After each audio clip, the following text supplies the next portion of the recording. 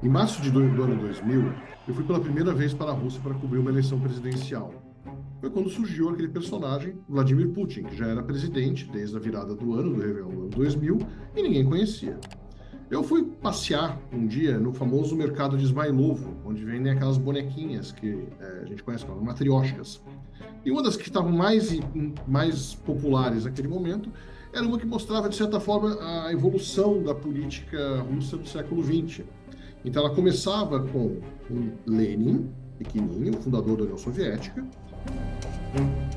passava para o ditador Joseph Stalin, que ficou até 1953 no poder, e chegava no Gorbachev, que todo mundo conhece. E ele foi o homem que abriu a União Soviética no seu final e, de certa forma, causou, provocou, acelerou o colapso do Império Comunista, sendo substituído pelo polêmico Boris Yeltsin, que ficou a década de 90 toda quase no poder e deixou ao mundo uma superpotência nuclear em crise com risco de desintegração. E ele, ao fim, deixou, como último ato, no dia 9 de agosto de 1999, Vladimir Putin como seu primeiro-ministro e sucessor indicado. Era uma aposta de risco, porque Vladimir Putin ele era um desconhecido completo, ele tinha sido um espião da KGB medíocre, segundo um chefe dele me falou alguns anos atrás, mas ele subiu na carreira.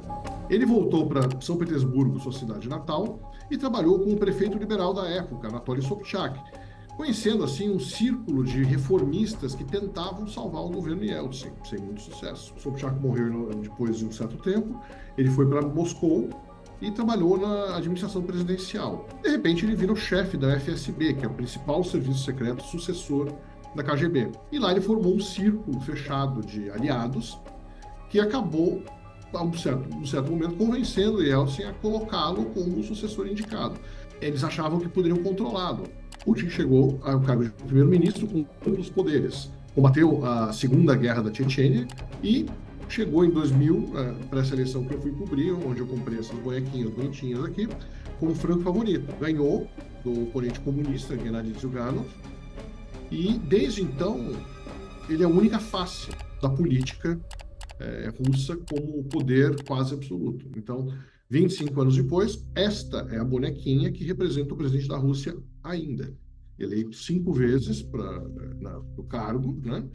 E com um intervalo entre 2008 e 2012, no qual ele voltou a ser primeiro-ministro, colocando um indicado marionete, se pode escolher o nome chamado Dmitry Medvedev, como presidente da Rússia naquele período. Só que, na verdade, ele estava só esquentando a cadeira, quem mandava era o Putin volta em 2012. O Putin, inicialmente, ele foi um presidente, vamos dizer assim, normal, democrático, eleito, disputou eleições, disputou a reeleição em 2004 e venceu também.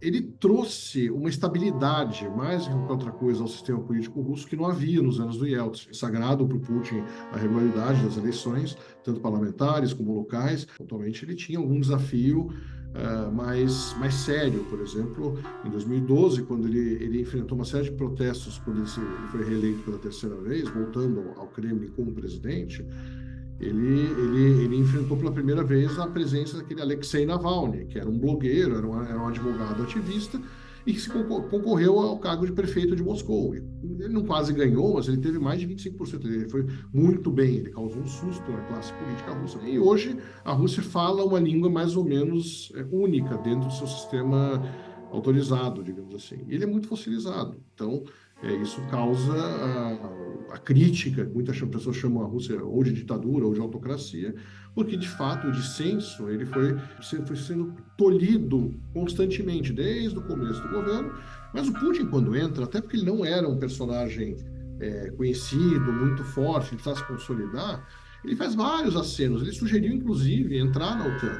E isso vai degradando, ele vai vendo que a OTAN, especialmente com a expansão da OTAN e da União Europeia de 2004, ele vê que, na verdade, não tem muito papo. Então ele fala assim, eu vou ter que fazer do meu jeito.